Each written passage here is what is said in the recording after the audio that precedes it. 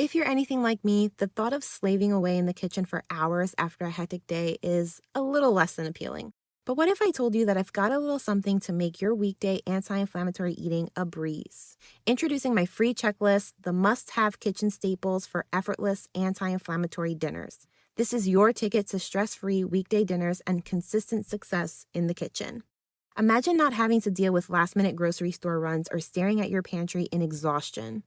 Imagine coming home from a demanding day, effortlessly whipping up an anti-inflammatory meal, and still having time to unwind, relax, and catch up on your favorite shows.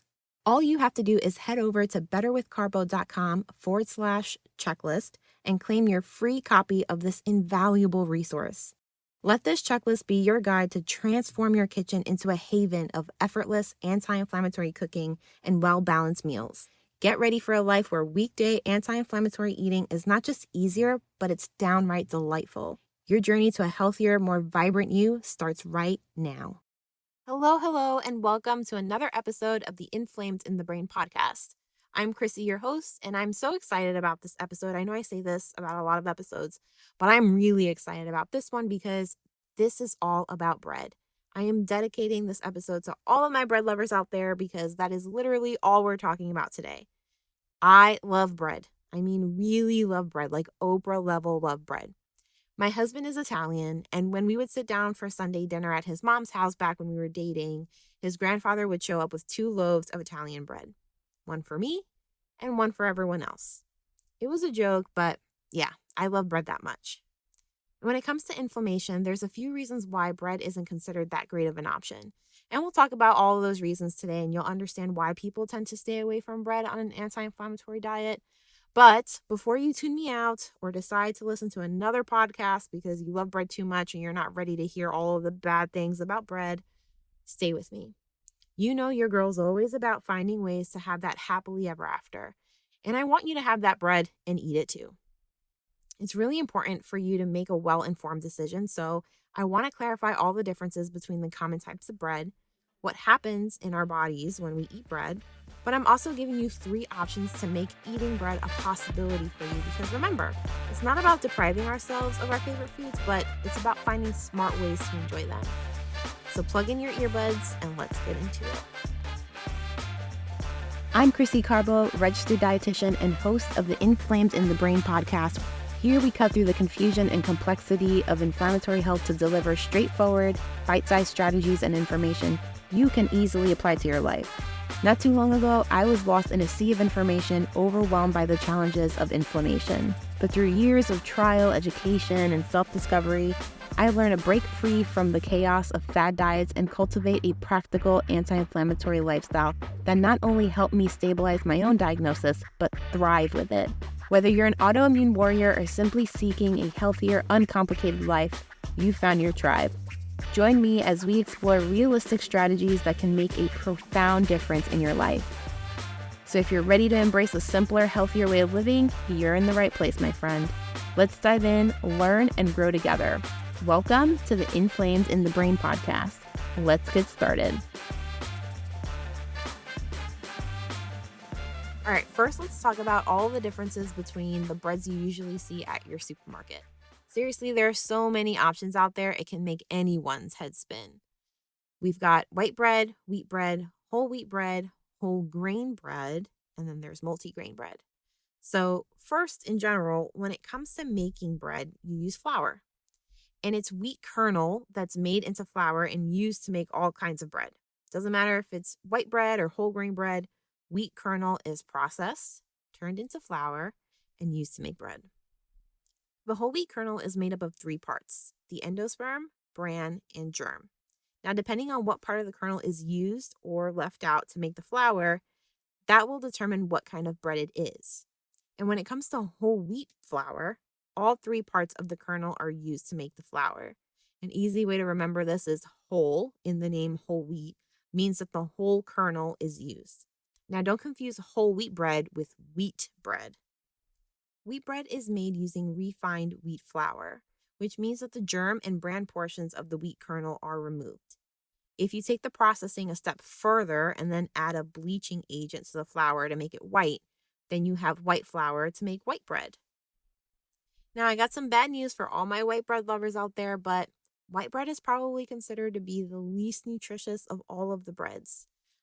I know, I hate to be the bearer of bad news, but I really do want you to make the most well informed decision. And when it comes to white bread, because the bran and the germ portions of the wheat kernel are removed in order to make the bread, it has very little to no fiber and nutrition.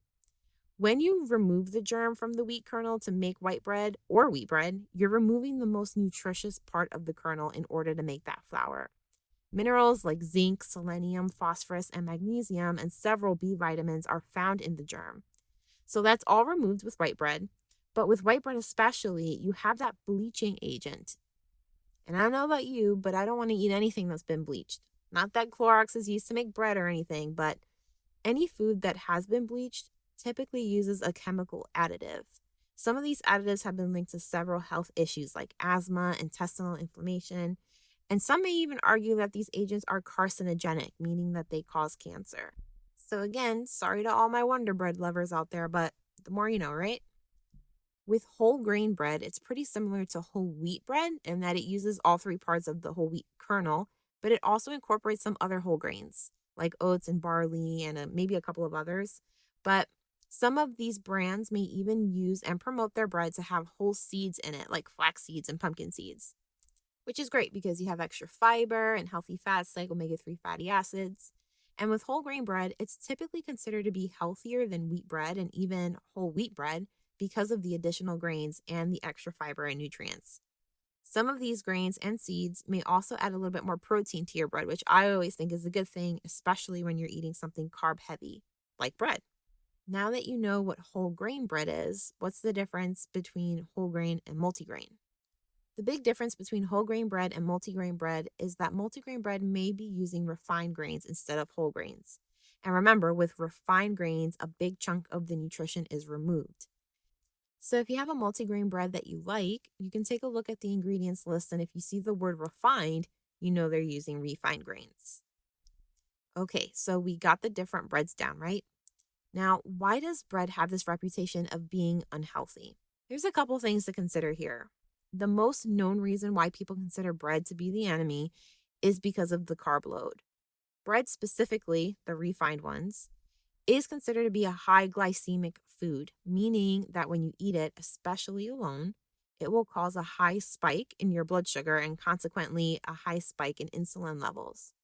Now, this is a natural thing that happens in our body when we eat any kind of carb, but with high glycemic foods, these spikes are higher than they should be. And when you eat these kinds of foods regularly or consistently, these spikes happen regularly and consistently.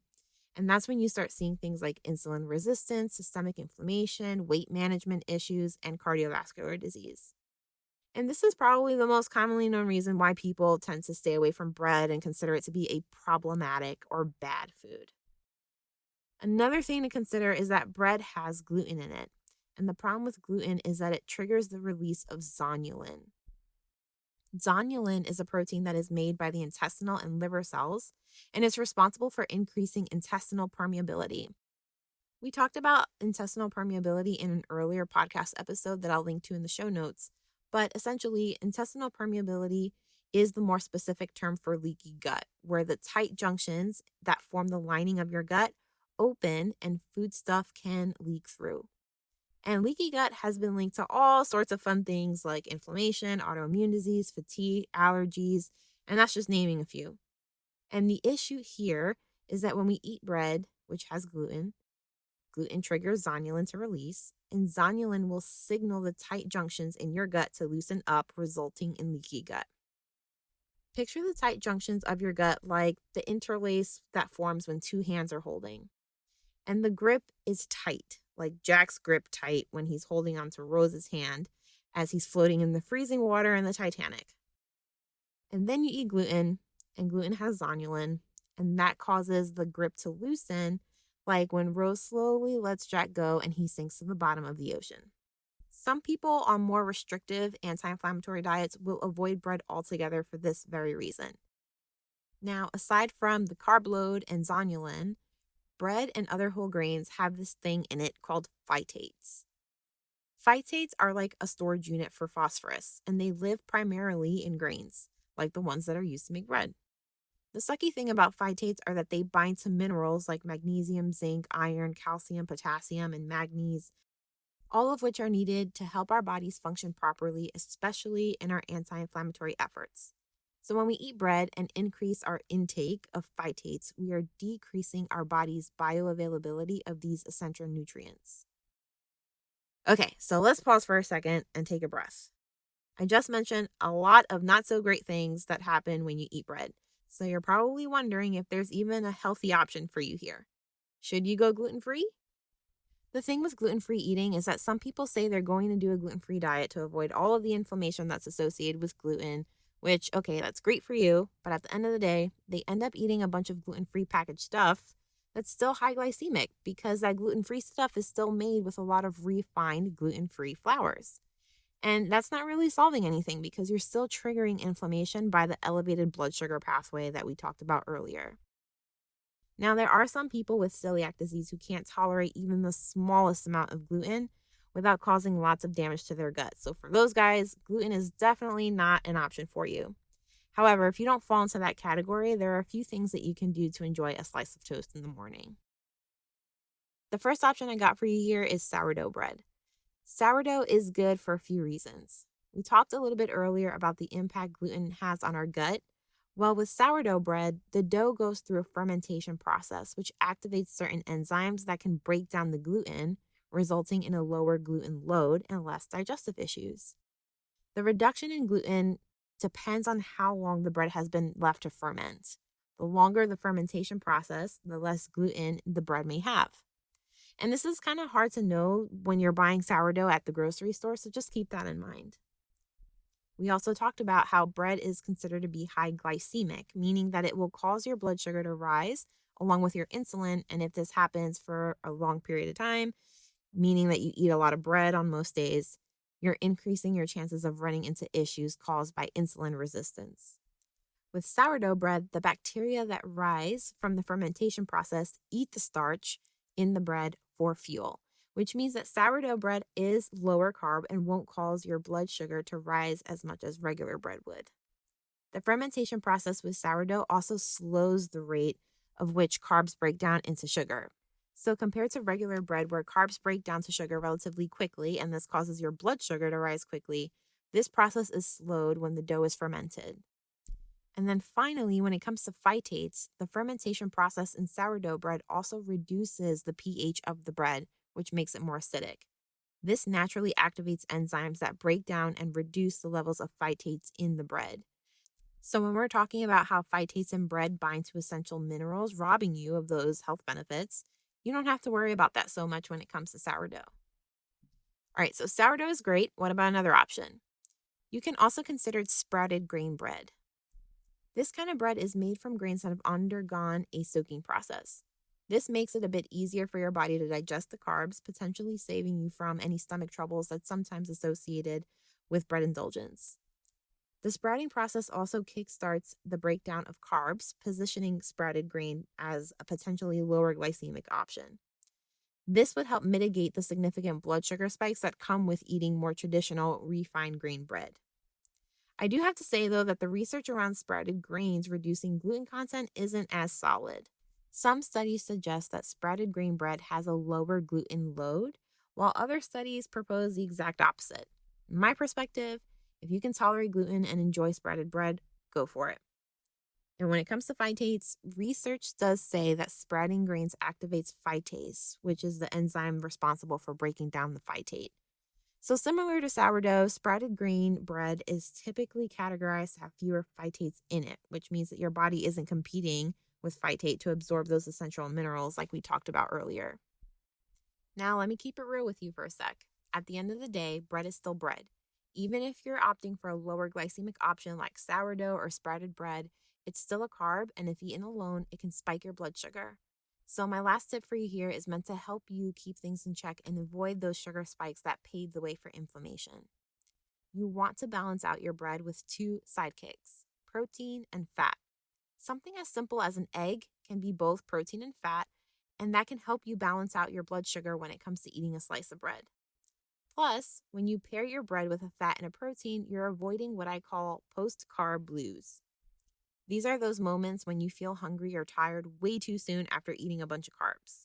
I also refer to this sometimes as the itis, where you feel really sleepy after you eat something super carb heavy. So that is a wrap for today's episode. I really hope that I answered all your questions around bread. And if I didn't, let me know. You can find me on Instagram at Better with Carbo. I'm happy to continue this conversation with you. I know that I needed this episode because I even get lost in the sea of different breads at the supermarket. And there are two key takeaways that I want you to walk away from this episode with. First one being that no matter what bread option you choose, remember that bread is still a carb and ultimately needs to be balanced out with healthy fats and protein in order to keep our blood sugar and inflammation in check. The second thing here is that a gluten-free diet necessarily won't save you from inflammation. So many people hear about how gluten can contribute to inflammation, so they decide to eat a gluten-free diet. But these gluten-free diets are still high in gluten-free flour products that are high glycemic. So you're still triggering those sugar spikes that set the stage for inflammation through other pathways. The take home here being, unless you've got celiac disease where your immune system is triggering inflammation in your intestines when you eat gluten, feel free to experiment with sourdough or sprouted grains, and remember, balance out these breads with a fat and a protein. If you found this episode helpful, please share it with a friend, leave a review wherever you're listening, and subscribe so you don't miss out on any of our anti-inflammatory combos. Check out the show notes for the links that I mentioned in this episode. Until next time, guys, same time, same place.